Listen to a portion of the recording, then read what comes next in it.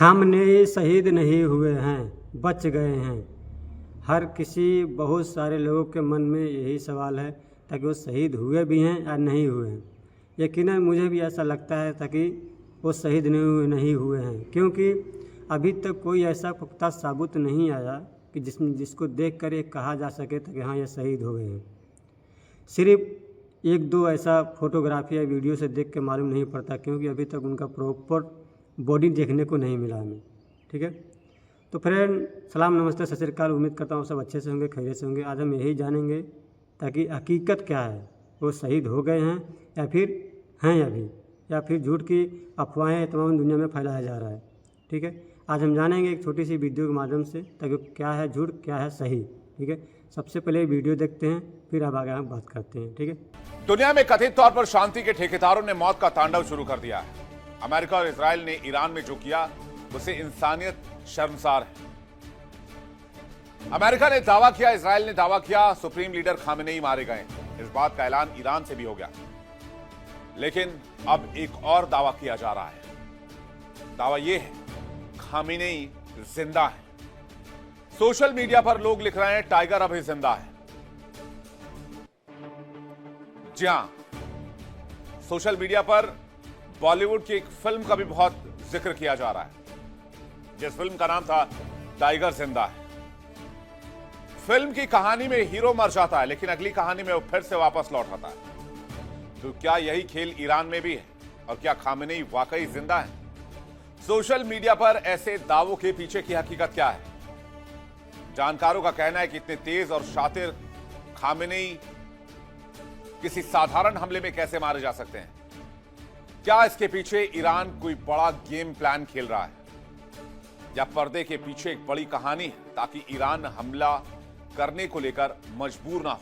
और क्या खामेनेई के मरने की झूठी कहानी में ईरान कई देशों को लपेट लेगा और बाद में खामेनेई जीवित रहेंगे? क्योंकि जिस तरह से ईरान आक्रामकता दिखा रहा है, उससे तो लग रहा है कि ईरान आर पार के मूड में है। और ऐसा पहली बार नहीं है जब यह कहा जा रहा हो कि खामेनेई की मौत हो चुकी है। इससे पहले भी कई बार यह दावे किए गए कि खामेनेई मारे गए हैं, लेकिन बाद में खामेनेई जीवित पाए गए, जिंदा वापस लौटे। बताएंगे आपको पूरी टाइमलाइन और कब कब खामेनेई के मरने की कहानी उड़ी और सोशल मीडिया पर क्यों कहा जा रहा है टाइगर जिंदा है। करेंगे इस पर डिटेल से बातचीत, विस्तार से दिखाएंगे आपको खबर। मेहमानों के साथ करेंगे इस खबर पर चर्चा।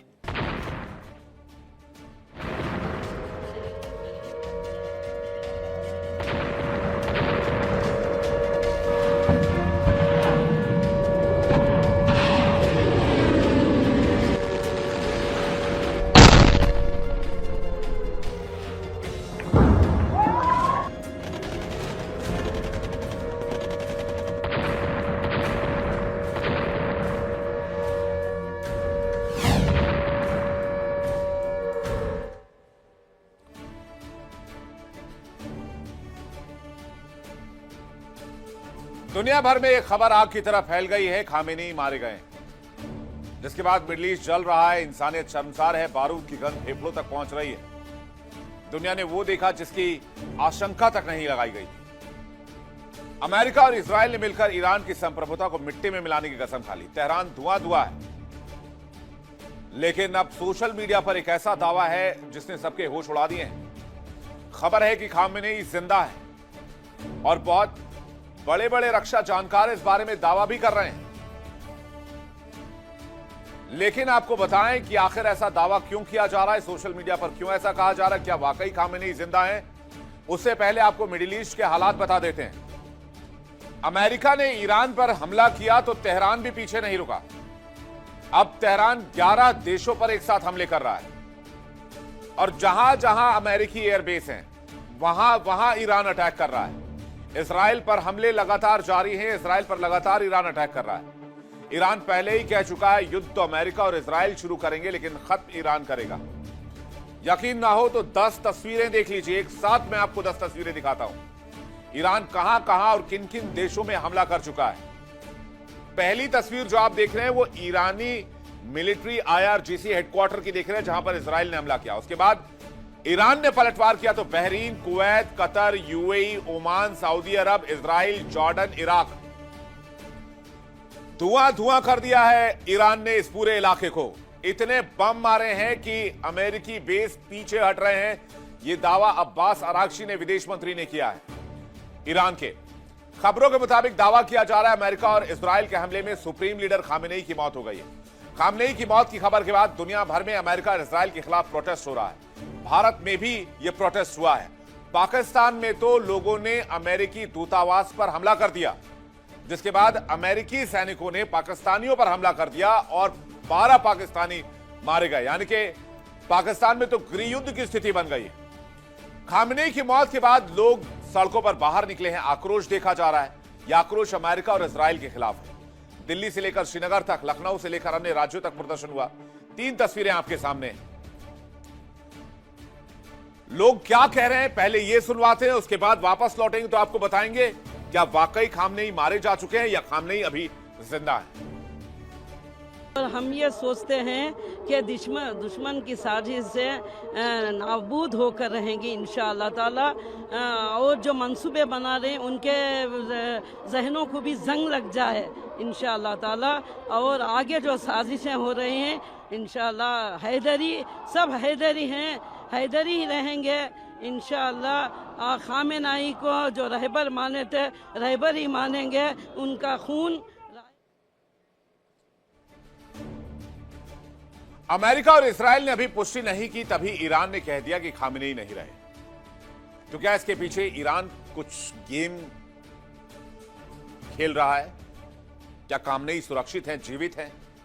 सोशल मीडिया पर दावा यह किया जा रहा है कि इतनी जल्दी तो खामेनेई नहीं मरने वाले, कि खामेनेई आईआरजीसी के हेडक्वार्टर में बैठकर काम कर रहे थे, वो भी तब जब ईरान पर अटैक हो रहा है।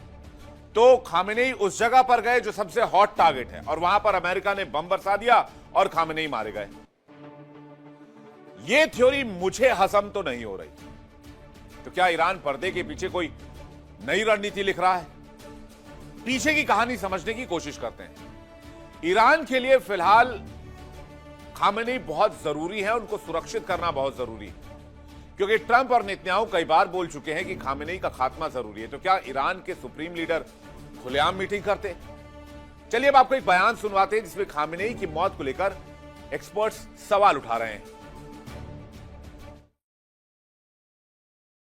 अमेरिका कहता है कि उन्होंने एक हमले के अंदर ईरान के सुप्रीम लीडर को मार दिया। जितनी जल्दी अमेरिका और इजराइल नहीं बोलता, उससे ज्यादा जल्दी तो ईरान इस बात को मान लेता है कि हमारे लीडर अब नहीं रहे, हम 40 दिन का राष्ट्रीय शोक कर रहे हैं।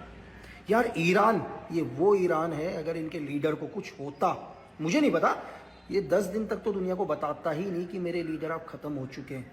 अभी तक कोई भी तस्वीर जारी नहीं करी CIA ने या मोसाद ने। यानी लकी बिश, जो कि रक्षा मामलों के जानकार हैं, स्पाई भी रह चुके, वो ये दावा कर रहे हैं कि कम से कम 10-12 दिन तक तो ये बताना ही नहीं थे खामनेई मारे गए। पहला क्लू। दूसरा क्लू, अमेरिका और इजराइल ने किसी भी तरह की कोई तस्वीर जारी नहीं की है। और ऐसा पहली बार नहीं है जब खामेनेई के मरने की कहानी सामने रखी हो तेहरान ने या ईरान ने। खामेनेई की मौत की कहानी आज से नहीं, 20 साल पहले से लिखी जा रही है। आइए आपको बताते हैं कब कब यह कहानी लिखी गई और कब कब जो है खामेनेई के मरने की जो बात है वो फैली। साल 2007 की बात है। इंटरनेट पर अफवाह फैली कि खामेनेई की मौत हो गई है। ईरान के UN राजदूत ने इसे सिरे से खारिज किया। फिर आ जाइए साल 2014 में।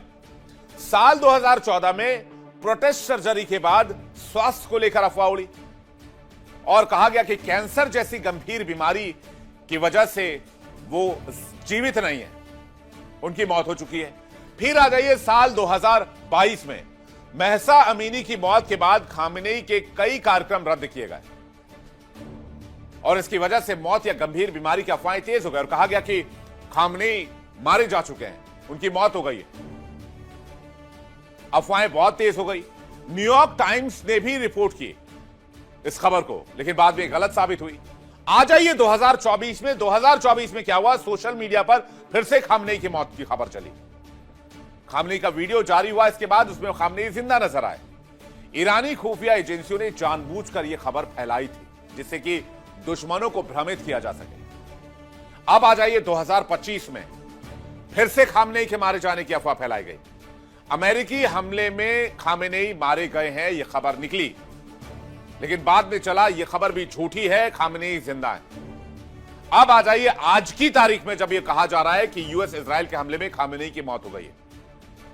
सोशल मीडिया पर ट्रंप ने पोस्ट कर जानकारी दी खामेनेई की मौत हो गई। ईरान ने कबूल कर लिया खामेनेई की मौत हो गई। लेकिन खामेनेई की मौत हो गई तो तस्वीर कहां है, प्रूफ कहां है? तो क्या खामेनेई जिंदा है? 1 मार्च को ईरानी स्टेट मीडिया ने मौत की खबर की पुष्टि की। खामेनेई की मौत पर 40 दिन का शोक घोषित कर दिया। लेकिन क्या यह मुमकिन है कि खामेनेई अपने आईआरजीसी हेडक्वार्टर में काम कर रहे थे, वो जगह जो अटैक में सबसे ज्यादा हॉटस्पॉट है कि यहां पर बम गिरेगा ही गिरेगा, राइट? किसी भी देश पर हमला होता है तो वो कौन से हॉटस्पॉट होते हैं जहां पर सबसे ज्यादा अटैक होता है? आर्मी मुख्यालय, military installations, energy sector, power sector, transportation sector यानी कि रेल स्टेशन, बस अड्डे, एयरपोर्ट्स, यही सबसे हॉटस्पॉट होते हैं। और अगर यही सबसे ज्यादा हॉटस्पॉट है तो खामेनेई उस जगह जाकर बैठ गए जहां पर सबसे पहले हमला होना था, यानी कि आईआरजीसी का मुख्यालय तेहरान के अंदर। तो क्या खामेनेई वाकई मारे गए या खामेनेई जिंदा है? और यह अमेरिका और इजराइल के खिलाफ तेहरान की कोई बड़ी रणनीति है, क्योंकि खामेनेई को ही हटाने के लिए अमेरिका और इजराइल पूरी ताकत लगा रहे हैं। अगर खामेनेई गायब हो जाएंगे तो अमेरिका और इजराइल शांत हो जाएंगे और इस बीच ईरान को थोड़ा टाइम मिल जाएगा कि ईरान थोड़ा यूरेनियम और एनरिच कर ले। कुछ भी हो सकती है पीछे की बात।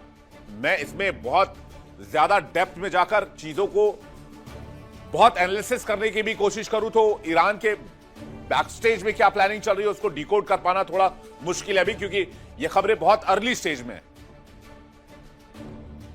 तो इस खबर को समझने के लिए मैंने बुला लिया एक बहुत बड़ा पैनल और इसी पर करेंगे चर्चा। हमारे साथ मौजूद है इस वक्त colonel S K Malik, defence expert. बहुत स्वागत है आपका। ब्रिगेडियर संजय खन्ना हमारे साथ जुड़ रहे हैं, डिफेंस एक्सपर्ट, बहुत स्वागत है आपका। दामोदर सिंह हमारे साथ जुड़ रहे हैं, डिफेंस एक्सपर्ट, आपका भी बहुत स्वागत है। सबसे पहले मैं मलिक साहब आपसे शुरुआत करके चलूं और मेरा पहला सवाल यह है, क्या खामेनेई जिंदा हैं? क्योंकि जो थ्योरी मैंने बताई अभी तक, जो मैंने एक्सप्लेनेशन दी, शायद आप तक वो बात पहुंची होगी। मुझे इस बात पर तो यकीन नहीं है कि खामेनेई एक ऐसी जगह बैठे हुए थे जो टारगेट लिस्ट में सबसे टॉप पर हो और वहां पर अमेरिका ने हमला कर दिया और खामेनेई मारे गए। विवेक जी, थैंक यू। जय हिंद। जय हिंद सर। आपने जो एक्सप्लेनेशन दिया उसमें लॉजिक है। कल भी हम बहुत जगह मीडिया चैनल्स पे ये बात कर रहे थे जिक्र कि जब भी ऑपरेशन होता है, अगर कोई टॉप लीडर मारा भी जाता है या एलिमिनेट कर दिया जाता है तो कोई भी कंट्री उसको इतनी जल्दी डिस्क्लोज नहीं करता, क्योंकि इससे उसके ऑपरेशन, उसकी फोर्सेस के ऊपर यानी वहां के सिविलियंस और वहां के नागरिकों के ऊपर एडवर्स इफेक्ट आता है। और यही इस बात समझ में नहीं आ रही कि इतनी जल्दी ईरान ने इसको स्वीकार कर लिया है, तो कहीं ये मिस इंफॉर्मेशन वॉरफेयर का हिस्सा है या एक साइकोलॉजिकल ऑप्स है या दोनों ही है। लेकिन इसके साथ साथ जब हम बात को थोड़ा सा एनालाइज कर रहे थे तो हमने देखा कि कल रात के अंदर नेतन्याहू ने, प्राइम मिनिस्टर नेतन्याहू ने इस बात का संभावना जताई थी। उन्होंने गारंटी नहीं कहा था कि यस ही डेड, उन्होंने कहा इस बात की संभावना है कि ही नो मोर। तो ये बात अब प्रधानमंत्री नेतन्याहू बोल रहे थे, तो इस बात पे थोड़ा ध्यान रखें कि इस बात को लाइटली थोड़ा नहीं लिया जाना चाहिए, बिकॉज प्राइम मिनिस्टर नेतन्याहू वो है कि जो मोसाद के बॉस है, हेड है, और एक तरह से उनकी हर बात में कुछ वजन होना चाहिए। लेकिन ये बात दूसरी जगह ये भी एक तरह से डाइजेस्ट होने में मुश्किल हो रही है कि ईरान जैसा कंट्री इतनी जल्दी से अपने सुप्रीम लीडर का एक तरह से एलिमिनेशन मान लेता है, क्योंकि उनको भी मालूम है कि इस बात का फर्क इंटरनेशनल मीडिया में आएगा और इस पे उनके देश के अंदर भी फैलेगा जरूर। हाँ, ये बात जरूर है कि उन्होंने अपने अंदर इंटरनेट को थोड़ा कंट्रोल किया होगा, सोशल मीडिया का कंट्रोल किया होगा, सो दैट पब्लिक के अंदर पैनिक ना फैले। तो ये मेरी रीजन हो सकता है कि शायद उनको उसमें इस बात को फैलाने में कोई उनको नुकसान नहीं लगा हो। लेकिन अगर हम देखें स्ट्रेटेजिकली, जो प्रेसिडेंट ट्रंप साहब हैं या प्राइम मिनिस्टर नेतन्याहू साहब है, उन्होंने दोनों ने इस बात को एक तरह से सर्टिफाई किया है कि उनको मार दिया गया है। पर बात यह है कि जी, अब दोनों पक्षों को विचारने के बाद यह लगता है कि अभी ऑपरेशन चल रहा है, ऑपरेशन अभी अंडरवे है, मिडवे है, अभी कुछ कहा नहीं जा सकता। हम भी इस बात पर नहीं पहुंच सकते कि नहीं, लेकिन जो बात आईडीएफ कह रही है कि हमने आईआरजीसी के कमांड सेंटर पर हमला किया और वहां पर खामनेई मौजूद थे, हमारे पास इंफॉर्मेशन थी और खामनेई मारे गए। जब ईरान पर अटैक हो रहे हैं तो कोई भी सुप्रीम लीडर जो इतना जरूरी है उस देश के लिए, वो किसी ऐसे कमांड सेंटर में क्यों बैठेगा जो सबसे ज्यादा हॉट टारगेट होगा? वो तो बंकर में रहेंगे या फिर ऐसे किसी अनडिस्क्लोज लोकेशन में रहेंगे जहां पर उनके होने की जानकारी ही ना हो। विवेक जी, इस कंफ्यूजन और इस रहस्य के दौरान मैं एक चीज थोड़ा सा एक पॉसिबिलिटी जरूर पाता हूं जी। देखिए, ये जो 3 महीने से चल रही थी कि आज अटैक होगा, रात को होगा, कल होगा, परसों होगा, हम डेली देख रहे थे, ये घटनाएं डेली हो रही थी और बातों के स्थान बदले जा रहे थे। बातों के एक तरह से देखा जाए ऐसी शर्तें थी, उनको पता था ईरान नहीं मानेगा, तो एक तरह से ये बात बिल्कुल साफ दिख रही थी कि बातों के जरिए समय को बाई किया जा रहा है दोनों साइड के द्वारा।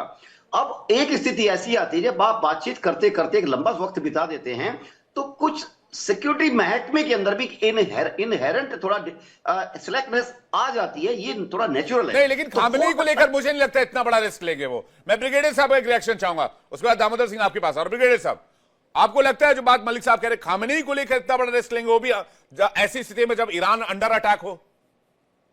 विवेक, देखिए, अगर ये सोची समझी एक स्ट्रैटेजी है तो मैं कहूँगा कि शाबाशी देनी चाहिए ईरान को, पर मुझे नहीं लगता कि खामनेई बचे हैं। उसकी वजह ये है कि जब पिछले साल भी दोनों देशों के बीच, ईरान और इजराइल के बीच युद्ध चल रहा था, तो उससे पहले बहुत से इंटेलिजेंस रिसोर्सेज इंक्लूडिंग ह्यूमनिट वहाँ ईरान में भेजे गए थे। मोसाद के भी थे, CIA के भी थे, और उस टाइम उन्होंने IRGC के भी कमांडर्स को कॉम्प्रोमाइज कर दिया था। और यही वजह है कि जो टॉप साइंटिस्ट जो न्यूक्लियर साइट पे उनके काम कर रहे थे ईरान के, साथ ही साथ उनके मिलिट्री लीडर्स, हमें पता है प्रिसिशन स्ट्राइक्स के साथ मारे गए। और ये तभी पॉसिबल हुआ जब इंटेलिजेंस गैदरिंग होती है, सर्विलेंस होती है, सैटेलाइट इमेजरी, रेडिएशन। आजकल तो ये है कि मतलब आपकी रेडिएशंस तक पिकअप हो जाती हैं। तो तब से लेके आज तक जो है 101% ये CIA और मोसाद जो है वो इस टो में था कि कहाँ पे खामनेई का पता चले। क्योंकि जब पिछले साल जब ये युद्ध चली थी और इस साल भी शुरू में, उस टाइम खामनेई अपना मतलब तकरीबन डेली वो अपनी जगह बदल रहे थे, चाहे अंडरग्राउंड टनल के थ्रू दूसरी जगह जा रहे थे या उनको किसी तरह से कैमोफ्लेज करके ले जाया जा रहा था। जो भी था वो बच गए। अब ये जो अभी हम टाइम की चर्चा कर रहे हैं, जैसे विवेक साहब भी, अपना कर्ण साहब भी बता रहे थे और विवेक आप भी बता रहे हैं कि एक टाइम जो है 3 महीने 2.5 महीने का लिया गया है। और ये उस टाइम ये जताया गया कि अमेरिका जो है वो एक संधि में विश्वास रखता है और इसीलिए वो बार बार ईरान को बोल रहे हैं कि भैया आप निगोशिएटिंग टेबल पे आ जाइए और डिस्कस करते हैं और ये मसले को ख़त्म करते हैं। पर अमेरिकन प्रेसिडेंट बहुत ही शातिर हैं। पता है आपको कि पिछली बार भी जब ये सीज फायर की बात हो रही थी ईरान और इजराइल के बीच में, एकदम से उन्होंने अपने B-2 बॉम्बर्स डिप्लॉय करके जो है नतांज में, इरसान में, फोर्दो में जो न्यूक्लियर साइट थी उनके ऊपर एकदम से अटैक कर दिया। अंदेशा था, पर यह था हो सकता है 15 दिन बाद हो, 1 महीना बाद हो, पर उन्होंने एकदम से कर दिया। और यही सिचुएशन अब हुई है। क्यों उन्होंने अटैक किया? जो मेरी समझ में आता है कि उनको 101% ये यकीन हो गया था कि अल खमेनी की लोकेशन क्या है। देखिए, ये ऑपरेशन का मुद्दा, मेन मुद्दा ये है कि इजराइल को ईरान को जो है वो न्यूक्लियराइज्ड स्टेट नहीं बनाना है फॉर मिलिट्री पर्पस, कि उनके पास कोई भी न्यूक्लियर मिसाइल्स ना है, पहली चीज़। दूसरा, रजीम चेंज की बात हो ही रही थी, बहुत टाइम से हो रही है। इनफैक्ट 1979 में जब आयतुल्लाह खोमेनी आए थे, ये खमेनी है वो खोमेनी है, तो उन्होंने पूरा इस्लामिक रेडिकलाइजेशन इतनी ज़्यादा ले आए थे कि आज की अगर हम बात करें तो ईरान में जनता बटी पड़ी है। वो बहुत से ऐसे हैं जो कि चाहते हैं कि हम जो 1979 से पहले एक मॉडर्न देश थे, एक प्रोग्रेसिव देश थे, हम वहां जाना चाहते हैं। और जो रेडिकलाइज हैं, जैसे आईआरजीसी के जितने भी सैनिक हैं या कमांडर्स हैं, वो सब रेडिकलाइज हैं। तभी वो जो इनर कोटरी है, इनको प्रोटेक्शन जो दी जाती है अल खमैनी को, वो जी। आईआरजीसी से दी जाती है। तो ये पूरा नहीं सर, ये थ्योरी की लोकेशन डिस्क्लोज हो गई थी और अमेरिका के पास प्रिसाइज लोकेशन थी, इजराइल के पास भी प्रिसाइज लोकेशन थी और इसलिए अटैक शुरू किया। अगले ही दिन खामेनी को असैसिनेट कर दिया अमेरिका ने या इजराइल ने। इसको लेकर अभी तक सीआईए ने या फिर मोसाद ने कोई जानकारी नहीं दी है। मतलब वो कह रहे हैं मारे गए, सब कह रहे हैं मारे गए। विवेक, ऐसा है कि हमें समझने की एक चेष्टा करनी चाहिए। हाँ। आज तक पिछले साल जो है इनके न्यूक्लियर साइट्स पे अटैक हुए थे, हाँ। जीबीयूज इस्तेमाल हुए थे। और जीबीयूज जो है वो पूरे विश्व के सबसे ध्वस्त करने वाले जो है बॉम्ब्स हैं, और जिनको बंकर बस्टिंग भी बोलता है, और बहुत मतलब 100-150 किलोमीटर तक जो है नीचे तक चले जाते हैं। आज तक कहीं पे भी या ईरान ने या मोसाद ने या सीआईए ने या प्रेसिडेंट ट्रंप ने किसी ने स्टेटमेंट ये नहीं दी कि वहां तबाही क्या हुई और कितनी हुई। वैसे ही ये जहां पे भी लोकेटेड थे, जो सुनने में आया कि तकरीबन 30 मिसाइल्स या बॉम्ब्स उस लोकेशन पे डाले गए हैं। अगर इतनी ज्यादा तबाही की है तो देखिए, मारे तो गए हैं, पर उसकी पुष्टि तब तक 100% नहीं होती जब तक कि शरीर आपको जो है उनका शरीर ना मिले और डीएनए ना हो। अब जब बिन लादेन मारे गए थे तो उनका डीएनए हुआ था, कंफर्म हुआ था कि बिन लादेन है, और उसके बाद ही अमेरिका ने डिक्लेयर किया कि बिन लादेन मारे गए। और इस केस में भी यही होगा। पर अगर स्टेट मीडिया ने आके ये स्टेटमेंट दी है तो वो चीज मायने रखता है। आपने नहीं देखा सर, लेकिन 2024-25 में भी ईरानी एजेंसीज ने खबर फैलाई थी कि खामेनेई मारे गए। अभी वो टाइमलाइन भी हमने दिखाई, हालांकि उसके पहले अफवाह फैली थी, लेकिन 2024-25 में दुश्मनों को, विरोधियों को एक तरह से डिकॉय करने के लिए, गुमराह करने के लिए बात फैलाई गई थी। मैं वो लौटूंगा जी। मैं खन्ना साहब आप पूरा कर लीजिए। ठीक, एक छोटा सा एग्जाम्पल देना चाहूंगा। इंदिरा गांधी जी मारी गई थी, हाँ। ठीक है। उसके बाद जो है कांग्रेस, जब इलेक्शन हुए तो 400 सीटों से कांग्रेस आई, जो कि हिस्ट्री में कभी नहीं हुआ था। 400 सीटें उनको मिली। क्यों? क्योंकि एक पब्लिक ओपिनियन फॉर्म हो गई थी उनके लिए।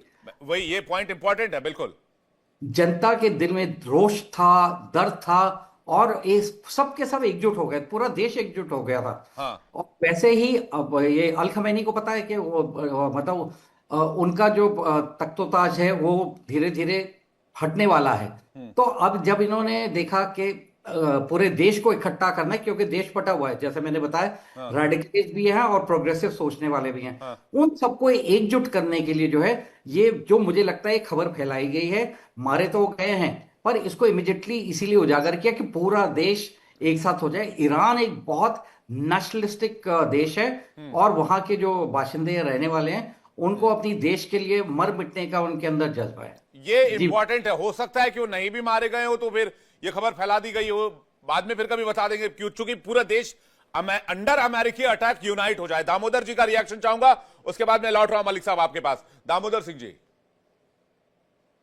थैंक यू विवेक। मैं संजय सर की बातों से बिल्कुल सहमत हूं कि ये जो चीजें आप कह रहे हैं कि हो सकता है साइकोप्स हो, आईआरजीसी ने या उनकी टॉप लीडरशिप ने फैलाया हो, यहाँ पर ये बात गौर करने वाली है कि पहली बार ऐसा हुआ कि ट्रंप ने खुद ये बात कही है कि खामनेई मारे गए। आप ये भी मुझे तो सर डोनाल्ड ट्रंप की किसी बात पे विश्वास नहीं होता। वो पता नहीं कब क्या कहता है। अभी कल परसों कह रहे थे 11 फाइटर जेट गिरे हिंदुस्तान पाकिस्तान के जंग में। बताइए। लेकिन ऐसे ऑपरेशन के समय या इस तरह की चीजों पे कोई भी गंभीर विषय पे अपना मजाक नहीं बनाएगा। इसके अलावा इजराइल ने भी ये बात कही है, इजराइल की भी मीडिया ने। मैं तो ऑपरेशन सिंदूर में सबसे ज्यादा झूठ बोला डोनाल्ड ट्रंप ने, वो इतना गंभीर विषय था। ठीक है, वो उनका नेचर है, व्यक्तित्व है, लेकिन यहाँ पर जब बात उनके ऊपर आती है खुद के ऑपरेशन पे, तो ऐसा कोई भी क्रेडिट लेना नहीं चाहेगा इस तरह से। तीसरी बात, ईरान भी इस बात की पुष्टि करता है। और जो सबसे बड़ी बात है, आप देखिए, मैं पिछले 2 या 3 महीनों से यही कह रहा था कि ये ऑपरेशन, जब भी मैं किसी चैनल पे बैठा हूं, कि ये ऑपरेशन उस दिन होगा, कोई इस बात पे नेगोशिएशन टेबल में बैठ के कुछ भी बातें कर लें, कोई फर्क नहीं पड़ेगा इजराइल और यूएस के प्लान पे। उन्हें जिस दिन भी खामनेई या उनको पता लगेगा कि टॉप लीडरशिप उनकी कहां पर है, उस दिन ये अटैक होगा ही होगा, और वही हुआ। आप क्या मानते नहीं इस बात को कि हो सकता है IRGC के टॉप लीडरशिप ने कंप्रोमाइज किया हो, किसी को कंप्रोमाइज किया गया हो, या कोई भी उनका मोसाद का आज होम ग्राउंड है ईरान, एक एक खबर उनके पास होती है, प्रिसाइज इंफॉर्मेशन उनके पास होती है, तभी तो उन्होंने IRGC हो, हमास हो, हिजबुल्लाह हो, सबकी टॉप लीडरशिप को ईरान के अंदर एलिमिनेट किया उन्होंने। तो इस बार भी जब उनको वो इन्फॉर्मेशन मिलती है, उन्हें कोई फर्क नहीं पड़ता कि हम नेगोशिएशन टेबल पे बैठने वाले हैं या हमारे कोई समझौते, उन्होंने वो अपना जो प्लान था टॉप लीडरशिप को एलिमिनेट करने का, उन्होंने उसे एग्जीक्यूट किया बिना किसी डर के। अब उसके बाद जो भी चीजें चल रही हैं, साइकॉप्स हो सकती है, कुछ भी, अभी खबर आ रही है कि US अब्राहम लिंकन पे अटैक हो गया। तो एक बात बताएं, जो प्री एम्पिटेटिव स्ट्राइक इजराइल ने करी, ईरान को पता था कि उसके आसपास जो अमेरिकन फ्लीट आ रही है, जो सब कुछ चल रहा था, उसके ऊपर हमला होगा। आपको पता था नेगोशिएशन टेबल पे आप झुक नहीं रहे हैं, तो आप प्री एम्पिटेटिव स्ट्राइक कर लेते, क्यों नहीं किया आपने? अगर इतना ही सब कुछ था तो आपको पता था आपके ऊपर हमला होना ही होना है। तो ये सब चीजें अगर आप ध्यान में रखेंगे और डॉट को कनेक्ट करेंगे तो आप पाएंगे कि कहीं ना कहीं उनकी टॉप लीडरशिप एलिमिनेट हो चुकी है। बहुत रेयर चांसेस हैं कि अगर ऐसा होता है तो एक चमत्कार कहा जाएगा, लेकिन मुझे नहीं लगता कि खामनेई अभी जिंदा है। अफवाहों पे और सिर्फ इस बात पे कि नहीं, हाँ ये बात सही है कि उन्होंने बिल्कुल जल्दी एक्सेप्ट किया इसको, भावनात्मक तौर से अपनी जनता के समर्थन अर्जित ऐसे करने के मामलों लिए। में काफी वक्त लगता है जब कोई देश ये माने कि उनके टॉप लीडरशिप में सबसे जो सुप्रीम लीडर है वो मारे गए। उसमें 10-12 दिन का वक्त लेते हैं, कई बार ये डिक्लेयर नहीं करते, क्योंकि ऐसा लोग देश में लीडरशिप ये मानकर चलती है कि लोगों का मनोबल ना टूट जाए। लेकिन यहां जी मोसाद के जो एजेंटों ने जिन्होंने खबर दी होगी, उन्होंने क्या वो फोटोग्राफ या वीडियोग्राफ या एविडेंस नहीं दिए होंगे अपने सोर्सेस को? बिल्कुल होंगे, 100% होंगे, और ये रिलीज भी होंगे। समय आएगा, वक्त आएगा, जरूर रिलीज होंगे। और ऐसे कोई भी इतनी सघनता के साथ में इतनी प्रिसाइज ऑपरेशन को अंजाम ही नहीं देगा। वहां पे उनके एजेंट्स होंगे, वो सारे फुटेज और एविडेंस भी होंगे उनके पास, तभी जाके इतनी डिक्लेरेशन हो रही। मैं ये बिल्कुल नहीं मानता कि इस बात में कोई भी कमी छोड़ी होगी US या इजराइल ने उनके ऑपरेशन में। मैं इस बात पर मलिक साहब का जवाब लूंगा, मेरे भी कुछ और सवाल है उसको भी ऐड करूंगा, लेकिन एक बड़ी खबर आ रही है उसका रुख कर लेते हैं। इजरायली PM बेंजामिन नेतन्याहू का बयान सामने आया है। बेंजामिन नेतन्याहू ने कहा है कि हम तेहरान के दिल पर हमला कर रहे हैं, हमले और तेज होंगे। 40 साल में जो नहीं हुआ वो अब होगा। तो क्या वो रिजीम चेंज की ओर इशारा कर रहे हैं? इस बात पर हम चर्चा करेंगे, लेकिन वापस लौटते हैं अपने डिबेट पर। क्या वाकई खामेनेई जिंदा है? मलिक साहब, आपका रिएक्शन दोनों मेहमानों को सुनने के बाद, और वो पॉइंट जो आप इसके पहले उठा रहे थे वो बहुत इंपॉर्टेंट पॉइंट था, उस पर भी डिटेल कीजिएगा थोड़ा सा। जी विवेक जी, मैं अपनी बात को इस तरह से रखना चाहूंगा। देखिए, जब ये आप लोग क्वेश्चन कर रहे हैं कि अटैक एक दिन में किया और दूसरे दिन ही उसका रिजल्ट बता दिया, खासकर खबरें की डेथ के बारे में। देखिए, ये अटैक की प्लानिंग तो देखा जाए पिछले जून से ही चल रही है, और पिछले जून से इस बात पर पूरा पक्का पुख्ता इंतजाम किया जा रहा है कि जब भी अटैक हो, pin point location, full proof location मिले, सो दैट इनको एलिमिनेट किया जाए। देखो, बात टॉप से बॉटम की तरफ अगर हम पढ़ते हैं तो उनका क्या एंड गेम ये है कि रिजीम चेंज करना है। रिजीम चेंज के लिए सबसे पहला काम है खमेनेई को हटाना, खमेनेई को एलिमिनेट करना। और इस बात में, जैसे कि दोनों वक्ता बोल रहे थे, मैं इस बात से इस चीज को लेकर कंक्लूड कर सकता हूं अपना थोड़ा सा, कि जो मोसाद और CIA है वो इतने डीपली पेनिट्रेटेड है वहां की सोसाइटी में, वहां की इवन IRGC के अंदर भी, कि वो अपनी इतनी गैदरिंग इंफॉर्मेशन और फुल प्रूफ के साथ उन्होंने कोई भी इनपुट दिया होगा तो दिया होगा।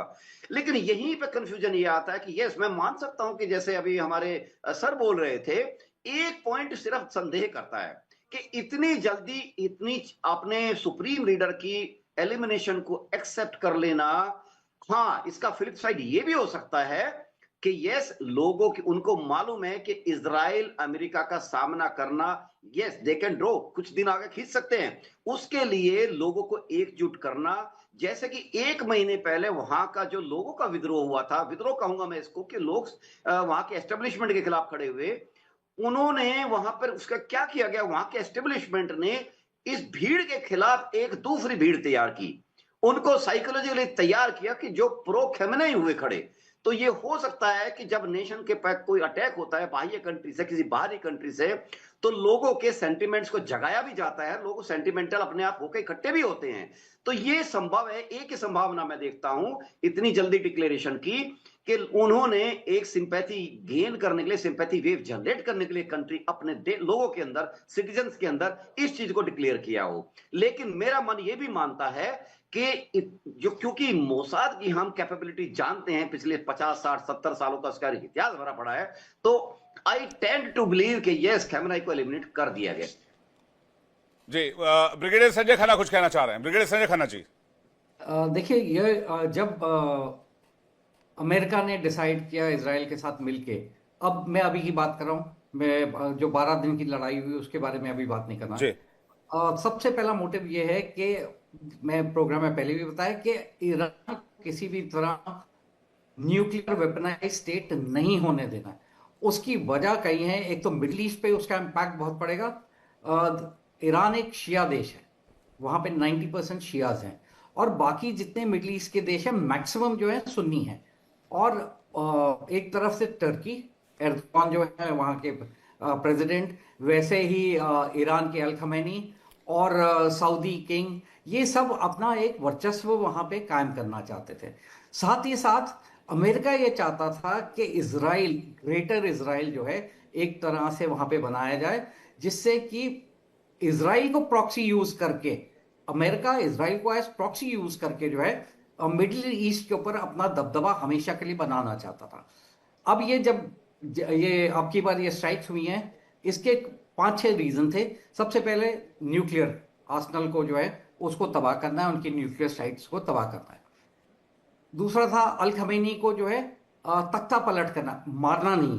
तभी आपने देखा होगा कि ट्रंप साहब ने ईरानियन पॉपुलेशन को बोला कि आप स्ट्रीट्स पे आइए, आप बाहर निकलिए, आप नारेबाजी करिए, आप आंदोलन करिए। वो क्यों करना चाहते थे? वो ये चाहते थे कि वहां की खुद की जनता मिल के तख्ता पलट कर दे, अमेरिका को डायरेक्टली उसके अंदर नहीं लाया जाए।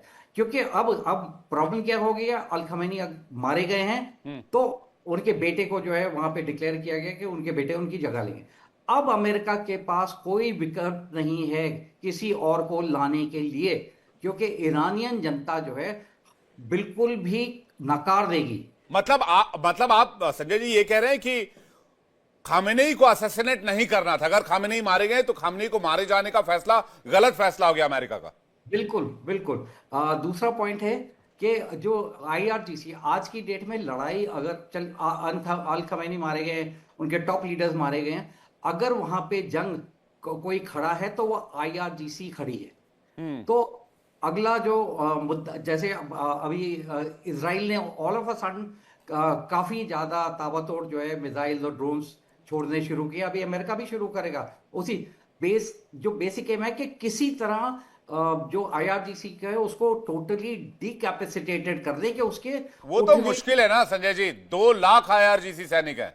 नहीं देखिए, 2 लाख है। क्या स्ट्रेटेजी क्या हो सकती है अगर 2 लाख सैनिकों को, या तो आप 2 लाख लोगों को मारें, या उनमें से आधों को मारें, आधों को सरेंडर करने पे मजबूर करें। नहीं 1000, 2000, 5000 से तो ऐसा नहीं होगा कि बाकी के 1,90,000 सैनिक सरेंडर कर देंगे। नहीं, आप समझे नहीं। मैं फिजिकल ह्यूमन सोल्जर्स की बात नहीं कर रहा हूं। मैं बात कर रहा हूं जो ईरान के पास मिसाइल्स हैं, ड्रोन्स हैं, इन चीजों को खत्म करने के लिए।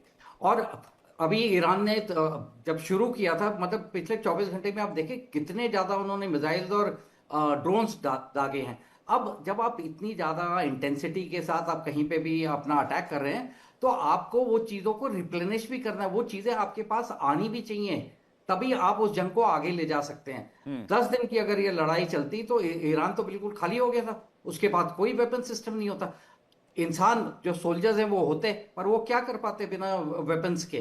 तो इसलिए IRGC को खत्म करना ये एक मंशा है। जो ऑयल है उसके ऊपर ट्रंप साहब की नजर है ही है। नहीं, उसको लेकर मैं एक बड़ी खबर बता देता हूं संजय जी, वापस लौटूंगा। एक ब्रेकिंग न्यूज आ रही है। ऑयल का आपने जिक्र किया और अटैक का आपने जिक्र किया, तो एक ब्रेकिंग न्यूज बता देते हैं। अमेरिकी राष्ट्रपति डोनाल्ड ट्रंप का बड़ा बयान सामने आया है। ईरान पर समय से पहले हमला किया, डोनाल्ड ट्रंप ने कहा है। उन्होंने कहा मुझे तेल की कीमतों की कोई परवाह नहीं है। ईरान परमाणु हथियार बनाने में जुटा हुआ था। डोनाल्ड ट्रंप ने कहा है ईरान के परमाणु ठिकानों पर हमला जरूरी था, हमला नहीं करते तो परमाणु हथियार बना लेता ईरान। हमले में 48 ईरानी नेता मारे गए हैं। यूएस जानता है कितने लक्ष्य बचे हुए हैं। इस पर संजय जी आपका रिएक्शन, चूंकि इसी का जिक्र अभी आप कर रहे थे। देखिए, अब अमेरिका तो ये बोलेगा कि उसे तेल की चिंता ही नहीं है, ना उसकी चिंता है कि वो कॉस्ट उसकी बढ़ जाए, क्योंकि वेनेजुएला का तेल अब उसके पास हो गया, उसके कब्जे में आ गया। और वैसे भी इस एरिया से जो है अमेरिका तेल लेता ही नहीं था, क्योंकि एक तो वो खुद अपना उत्पादन करता है और साथ ही साथ अब उसको वेनेजुएला मिल गया। प्रॉब्लम कहाँ आएगी बाकी पूरी दुनिया के लिए, क्योंकि जो रिपोर्ट्स आ रही हैं स्ट्रेट ऑफ हॉर्मुज को जो है IRGC की नेवी ने ब्लॉक किया हुआ है। अब वो ब्लॉकेज 1 हफ्ते में क्लियर होता है, 10 दिन में, 1 महीने में, पर उसका इम्पैक्ट पूरी दुनिया की अर्थव्यवस्था पे पड़ेगा। बताया जाता है कि एक बैरल जो है उसकी कॉस्ट 100 से $150 जो है वो बढ़ जाएगी इसी वजह से। और आप ये सोचिए कि अगर ये मूवमेंट नहीं हुई, उसकी वजह से इंश्योरेंस बढ़ जाएगी, क्योंकि कहीं पे भी अटैक हो सकता है, कुछ भी हो सकता है। मतलब सभी देश, हमारा देश भी इम्पैक्टेड होगा इसमें, पर सबसे बड़ा जो इम्पैक्ट होगा वो होगा ईरान के ऊपर, क्योंकि यही एक उनके लिए जो इकोनॉमी को बहुत ज्यादा सपोर्ट करती थी और सस्टेन करती थी, वो उनका ऑयल था। अब स्ट्रेट ऑफ हॉर्मुज तो बंद कर दिया आपने, आपका ऑयल कहाँ गया? आपका भी तो नहीं बिक रहा है। तो ये एक सेल्फ गोल होगा, ये सेल्फ हार्म जो है ईरान कर रहा है। जी, मैं दामोदर जी के पास आ रहा हूं। दामोदर जी, इस पर आपका रिएक्शन, प्लस वो बात अभी भी समझ से परे है कि लोकेशन डिस्क्लोज होने के बाद अमेरिका ने अटैक शुरू किया। अब तो अमेरिका कह रहा है कि हमने तो समय से पहले अटैक शुरू कर दिया। तो फिर मुझे लगता है कि कहीं ये IRGC का कोई गेम तो नहीं है। हो सकता है विवेक आपकी बात सही हो, लेकिन मेरे पास जो तथ्य हैं और जिस तरह से मैं डॉट कनेक्ट कर रहा हूँ और जिस तरह से मैंने लेबनान में रह के काफी करीब से हिजबुल्लाह के पैटर्न को देखा है और मैंने चीजों को समझा है, मुझे नहीं लगता कि ये खबर झूठी होगी। और आप ये भी देखिए, उन्होंने जब ये कहा कि उस समय से पहले अटैक किया, तो समय से पहले उन्हें इंटेल मिला, इसका तैयारी उनकी लंबी थी कि हो सकता है ये इंटेल आने में काफी समय लगे और आगे जाके हमें जब भी हमें खबर मिलेगी हो सकता है ये काफी समय लगाए कभी इकट्ठा होने में। तैयारी उनकी इस तरह से थी। लेकिन अगर उनको समय से पहले ये पता लग गया कि आज हमारा जो टारगेट है या जितने भी हमारे टारगेट एक जगह पे इकट्ठा हैं, अटैक किया उन्होंने, एलिमिनेट किया, तो इसमें कोई बड़ी बात नहीं। समय से पहले अटैक किया, समय के बाद। मुद्दा क्या था? मुद्दा था टॉप लीडरशिप को वाइप आउट करना, जो उन्होंने कर लिया। और एक बात जो रिजीम चेंज या लीडरशिप चेंज की आती है, तो एक चीज आप ये भी गौर करें कि पहले कुछ दिनों तक तो ये रिजीम चेंज की बात करते थे, अब आ गए ये लीडरशिप चेंज करने की बात करने पे। तो लीडरशिप चेंज करने का मतलब है कि इन्होंने अपना काम कर दिया। अब ईरान की जनता को तय करना है, ईरान की जनता को संबोधित कर रहे हैं, बयान आ रहे हैं, ईरान की जनता को उकसाया जा रहा है। पर मुझे नहीं लगता कि इतनी जल्दी ना तो लीडरशिप चेंज होगा ना रिजीम चेंज होगा। हो सकता है थोड़ा लीडरशिप कमजोर होगी और आने वाले समय में रिजीम चेंज पॉसिबल है। Is there any possibility? या खामेनेई की हत्या का जो दावा है अमेरिका का, उसके बाद रिजीम चेंज की जो पॉसिबिलिटी थी 10, 20, 30%, वो भी वाइप आउट हो चुकी है। नहीं होगा रिजीम चेंज अब ईरान के अंदर। रिजीम चेंज, और ये रिजीम चेंज होने वाला नहीं है, कट्टरवादिता उतनी ही रहेगी। हाँ, ये जरूर है कि आने वाले समय में लीडरशिप थोड़ा कमजोर होगी। अगर कोई अपराइजिंग होती है पहले की तरह, तो उसके पास थोड़ा सा ज्यादा एक्सेस हो सकता है या वो सफल हो सकते हैं। लेकिन अभी इसमें सब बहुत सारा समय लगेगा। अभी फिलहाल तो जो जंग चल रही है इसी को देखते हैं किस करवट ये बैठती है और क्या होता है। पर एक बात जरूर है कि ईरान को बहुत जल्दी नेगोशिएशन टेबल पे जाना पड़ेगा। ये बात आप देखिए कि ईरान के साथ जितने देश खड़े थे, आप एक समय पे ऐसी अफवाहें चल रही थी कि अमेरिकन फ्लीट जहां पे है उसकी खबर है उनके पास, सारे बेस की खबर है, चाइनीज सैटेलाइट उनको पूरी सुविधा, पूरे फुटेज दे रहे हैं, सब कुछ दे रहे हैं, लेकिन लड़ाई में कोई उनके साथ नहीं है, अकेले ही लड़ना पड़ रहा है। पाकिस्तान जो कि उनका सबसे करीबी अभी बनने की कोशिश कर रहा था ईरान का, वो भी लड़ाई में उनके साथ नहीं है, बस उसने निंदा कर दी, इससे ज्यादा कुछ नहीं। तो ईरान कितने पाकिस्तान की हालत तो दामोदर जी वो वाली है, ना घर के रहे ना घाट के। मैं वही कह रहा हूँ, वो वाली है। पाकिस्तान के हुक्मरान डोनाल्ड ट्रंप के साथ रेड कार्पेट शेयर करते हैं और पाकिस्तान की आवाम जूते लेकर ढूंढ रही है आसिम मुनीर और उनको क्या नाम है दूसरे वाले का, आसिम मुनीर और शहबाज शरीफ को। 22 पाकिस्तानी मारे गए हैं कराची में यूएस कंसल्टेट के ऊपर हमले में। कौन सा देश होगा? हाँ, और वो अमेरिकी गोली से मरे हैं, अमेरिकी फौजियों ने मारा है, क्योंकि वो कॉन्सुलेट में घुसने की कोशिश कर रहे थे। इससे ज्यादा मतलब क्या ही अपमानित होने वाली घटना हुई। लड़ाई वहां चल रही है, आपके लोग यहाँ मारे जा रहे हैं और वो भी अमेरिकन गोली से। और अमेरिका ने एक बुलेट फायर नहीं किया, उन्होंने बम गिराए ईरान के ऊपर। यहाँ तो गोलियों से मार रहे हैं पाकिस्तानियों को। आप तो आज की तारीख में तो कह ही सकते हैं कि कुछ ऊपर वाला कोई भी कष्ट दे दे, लेकिन किसी इंसान को पाकिस्तान में पैदा ना करे। लड़ाई लंबी चले और हो सकता है पाकिस्तान की सरजमी का इस्तेमाल भी अमेरिका कर सकता है, कुछ डॉलर में पाकिस्तान के एक खबर मेरे पास आई थी, मैं फ्रैंकली बता रहा हूं, मेरे पास जानकारी आई थी। सोर्सेस के थ्रू कि CIA को ISI ने भी हेल्प किया है वहां पे से इसमें कोई ये शक नहीं है। खामेनेई को असैसिनेट करवाने में जो दावा किया जा रहा बात नहीं हो सकती। है। आप देखिए ना कि खुल के पाकिस्तान ने ईरान के ऊपर अमेरिकन हमले की निंदा नहीं की, उसने नहीं। इजराइल का विरोध तो किया लेकिन अमेरिका के हमले की निंदा नहीं की। नहीं। कारण आप समझिए, और इसी बीच में अमेरिका पाकिस्तान को खुली छूट देता है तालिबान के ऊपर हमला करने की। तालिबान इजराइल का समर्थन कर रहा है इस लड़ाई में। तो ये सारे डॉट आप जब कनेक्ट करेंगे ना, तो इतना आसान नहीं है इन चीजों को समझना, लेकिन वक्त लगेगा कुछ दिनों बाद। नहीं, ऐसा तो नहीं मिडिल ईस्ट में खुद अमेरिका फंस जाएगा। संजय खन्ना जी कुछ कहना चाह रहे हैं, उसके बाद मलिक साहब आपके पास आ रहा हूं। संजय खन्ना जी। दो चीजें। एक तो अभी हम बात कर रहे थे कि ISI ने जो है मदद की है अमेरिका की 100% की होगी, क्योंकि जब ये अमेरिका अफगानिस्तान में एंटर हुआ था और काफ़ी साल से रहा है, तो इंटेल कहाँ से आती थी उनके पास? पाकिस्तान के थ्रू आती थी अगेंस्ट तालिबान और या जो भी उनके वहाँ पे टेररिस्ट ग्रुप्स थे जो अमेरिकन के अगेंस्ट जो है एक्ट कर रहे थे अफगानिस्तान में। तो over a period of time वहाँ पे उन्होंने काफ़ी कल्टिवेट कर लिए हैं अपने सोर्सेज और रिसोर्सेज, और इसी की वजह से जब ये 12 दिन का युद्ध होना था तो उस टाइम भी काफ़ी चीज़ें प्रोवाइड की गई थी अमेरिका को पाकिस्तान द्वारा, और इसमें भी कोई शंका नहीं है। पर अब की बार मुझे नहीं लगता है, क्योंकि देखिए पाकिस्तान एक ऐसा देश है जिसके ऊपर भरोसा नहीं किया जा सकता है, और इसी वजह से इजराइल की मोसाद और अमेरिका की CIA इन दोनों ने ही मिलके ये पूरे जो इंटेलिजेंस गैदरिंग की है, चाहे सैटेलाइट इमेजरी से की हो, मतलब जो भी उन्होंने इक्विपमेंट, सर्विलेंस इक्विपमेंट इस्तेमाल किया है, उसमें उन्होंने बिल्कुल भी पाकिस्तान को अंदर नहीं घुसने दिया है, क्योंकि उनको पता है कि बिन लादेन एक टाइम में पाकिस्तान में पाया गया था। आज की डेट में भी पाकिस्तान ईरान की इस चीज के लिए मदद कर सकता था कि जबकि वो शिया सुन्नी का झगड़ा चलता है, पर पाकिस्तान बात करता है मुस्लिम ब्रदरहुड की, क्योंकि वो भी अपने आप को एक वर्चस्व कायम करना चाहता है मिडिल ईस्ट में। वो इसलिए करता है, बोलता है कि मेरे पास न्यूक्लियर आर्सेनल है, मैं आप लोगों की मदद करूंगा। अब ये जो इनकी संधि हुई है UAE के साथ या सऊदी के साथ, अभी मेरे ध्यान में नहीं, जहन में नहीं आ रहा है, उसमें जो कि एक देश के ऊपर अटैक होगा तो उसको माना जाएगा कि दूसरे देश पे भी अटैक किया, और दोनों देश मिलके फिर सऊदी और कतर के साथ किया है ना अभी इसने, पाकिस्तान ने नहीं, इससे पहले भी अभी इस्लामिक नेटो बनाने की कोशिश कर रहे हैं। ऐसी खबरें आती रहती है, लेकिन पाकिस्तान के बस का कुछ नहीं है। मुझे इस बात पर पूरा यकीन है। पाकिस्तान इंटरनली खोखला मुल्क है पूरी तरीके से, फेल्ड स्टेट है, बिल्कुल लीडर्स हैं, इकोनॉमी, मतलब कटोरा लेके तो पूरे दुनिया में घूमते हैं। और वो तो खुद वहां के प्रधानमंत्री कहते हैं कि हम जहां भी जाते लोग समझते हैं कटोरा लेकर आ गया है। मलिक साहब, रिजीम चेंज को लेकर क्या मानना है? मैं इस पर संजय जी आपका भी रिएक्शन लूंगा। रिजीम चेंज, और तो खामनेई अगर है तो फिर रिजीम चेंज तो पॉसिबल ही नहीं है। खामनेई नहीं भी है तो IRGC को उन्होंने इतना मजबूत कर दिया है कि फिर भी रिजीम चेंज पॉसिबल नहीं है। बूट्स ऑन ग्राउंड अमेरिका कर नहीं सकता। ईरान का जो टेरेन है वो बहुत मुश्किल है, वो अफगानिस्तान से भी 10 गुना ज्यादा खतरनाक है। अफगानिस्तान में घुसे थे, 20 साल फंसे रह गए।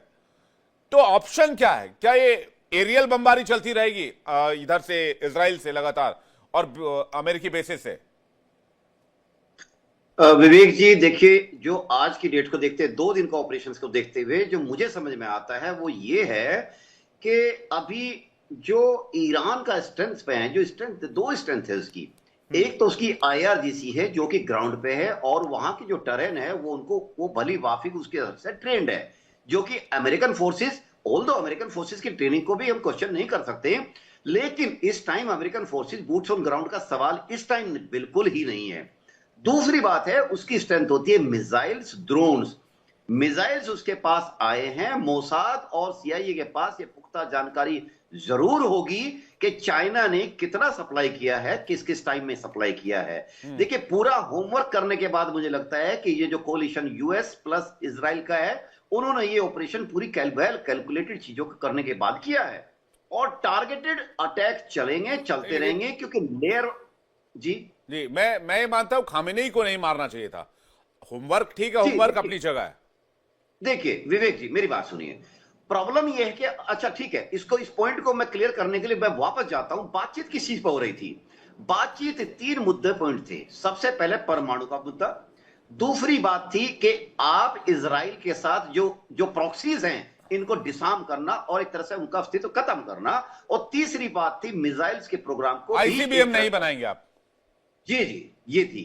अब ये बात ऐसी थी कि एक सिर्फ परमाणु में भी, वो भी लिमिटेड वाला, चोरी छिपे ईरान फिर भी करता अगर वो साइन कर भी देता, लेकिन ये पता था कि तीनों पे वो ईरान साइन करने वैसे तो छोड़ दो, एग्री ही नहीं करेगा। अब बात आती है कि अगर इन सब प्रॉक्सीज को खत्म करना है जो कि स्टेट पॉलिसी का टूल बन चुके ईरान की, तो क्या रीजन है? क्या वहां की जब तक पॉलिसी चेंज नहीं होगी तो पॉलिसी कैसे चेंज होगी? जिस गवर्नमेंट ने बढ़ चढ़ के उसको गवर्नमेंट के अंदर शामिल कराया, स्टेट पॉलिसी का हिस्सा बनाया, वो गवर्नमेंट कैसे चेंज कर देगी इसको? तो कहने का मतलब है कि या तो आप एग्रीमेंट पे आए और लिखित में करके और जेन्युइनली उसको क्लियर करे और उसको साफ करे, ठीक है। नहीं करेगा। दूसरा चीज होती है कि आप उस साइको को खत्म करने का, और साइको को खत्म करने, वो साइक किसने डेवलप की, वो जो ब्रेन वॉशिंग है किसने डेवलप की, उसको खत्म करना पड़ेगा। It may be in Sanjay Khanna ji क्या कह रहे हैं इस पर? जी संजय खन्ना जी, रिजीम चेंज। मैं अपना कर्नल साहब की बात से सहमति रखता हूं। मेरे हिसाब से रजीम चेंज नहीं, अब जिस तरह की सिचुएशन है अब रजीम चेंज नहीं हो सकती है। अगर पुष्टि हो जाए 100% अल खमैनी मारे गए हैं और उनकी जगह जो है उनके बेटा ले लेता है, तो मतलब कोई ट्रंप साहब कुछ भी कर लें, वहां की आम जनता अब ये नहीं होने देगी, क्योंकि उनको ये महसूस हुआ कि भाई हमारे सुप्रीम लीडर को मारा है, चाहे वो अच्छा था बुरा था जो भी था, तो लीडर मेरा था। तो इस वजह से वहां की जनता कोई भी गलत तार छेड़ दिया डोनाल्ड ट्रंप ने, मुझे लग रहा है। बिल्कुल 100%। जी, बहुत बहुत शुक्रिया आप मेहमानों का हमारे साथ छोड़ने के लिए और कीमती वक्त देने के लिए बहुत बहुत धन्यवाद। इंडिया बोल रहा है में फिलहाल इतना ही। इस बड़ी खबर पर हमारी नजर लगातार बनी रहेगी। एक ब्रेक का वक्त है, ब्रेक को जाने से पहले आपको बता दें इंडिया डेली अब आपके स्मार्ट टीवी पर भी मौजूद है। इंडिया डेली 24/7 देखिए अपने स्मार्ट टीवी पर लाइव और लगातार।